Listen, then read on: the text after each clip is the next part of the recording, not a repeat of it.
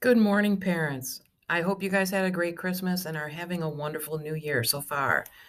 Teachers are back in school today. Kids come back tomorrow. I hope everybody's ready and any transportation worked out for you so everybody's back home safe and sound. Couple things real quick. Just an update on COVID, because what would an update be without an update on COVID? Basically, everything is the same. Keep us informed. Keep your kids home if they're sick. Let us know what's going on in your household. There is a small change in the quarantines that works in our favor. They are much shorter than they used to be. You received an email from the Arch, and there also are, this information is delineated in the email that you're receiving right now. The quarantines are now about 5 days. They're technically 6 if you look at the way that we have to count them, but it's about 5 days. We also are accepting home testing only for travel, though. We are working with the Arch to try to get it home testing across the board, and we'll see what happens. Here at school, we are going to be tightening up on mask usage. This is an issue mostly with the older students.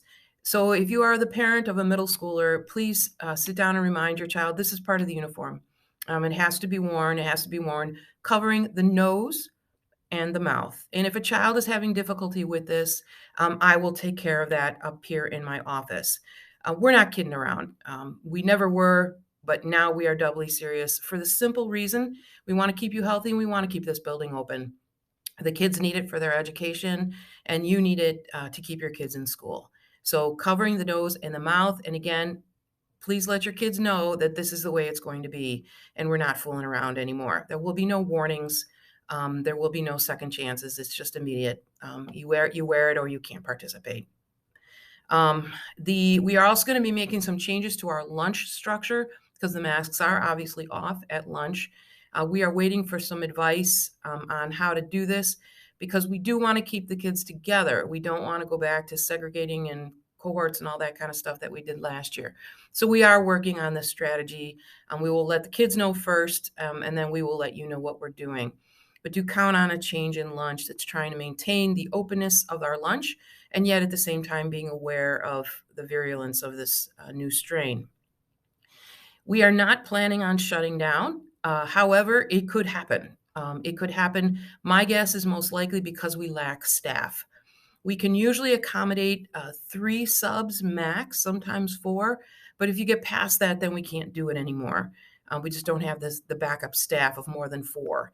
So if we have to shut down, we will start with local shutdowns in classrooms so that the whole school isn't shut down. But do be prepared that we could shut down the whole school if we don't have staff or if the virus just whips through the building. We will be one pivot day before we move to remote learning in all cases of shutdown. Some of the shutdowns, if we have to do it, might be a little wonky because if the teacher is sick, it's going to be an interesting switch over to the remote learning. But the shutdown will occur. There will be one pivot day, and then instruction will resume online. We do have technology available. Information will go home on how to access that technology. Students in 4th through 8th grade, it's pretty simple. They simply bring home the devices that they're already using. Under 4th grade, we'll reassign the devices so that you have what you need at home. Again, it is not our plan to do this. However, we do have a backup ready to go in the event that we have to shut down either classrooms or in the event we do have to shut down the whole building. The good news is that this thing is ripping pretty quickly. It seems 4 to 5 days. So hopefully, if we do have to shut down, it'll only be for a couple days. So any questions about COVID, please don't hesitate to give me a call. Again, we are taking this seriously, but life has to continue. Kids have to grow up. We have to do our jobs, and we got to keep moving. And so that's the attitude that we are taking. So please read the email, follow the instructions, and quite honestly, you guys have been amazing. So just keep doing what you have been doing, and we should be good to go. As you return to school, just a reminder, there is no bus service this week. So it is drive days Tuesday through Friday. You do have to make arrangements to drop off and pick up your students. Kindergarten through 8th grade, the drop off is at 7:15. Preschool, your drop off is at 8 o'clock as per normal. If you are already signed up for Morning Step, contact Mrs. Fowler. Your drop off starts as early as 6:30, but you already have to be signed up. You can't sign up now. If you have any issues regarding drive day, please contact Mrs. Sobey in the main office.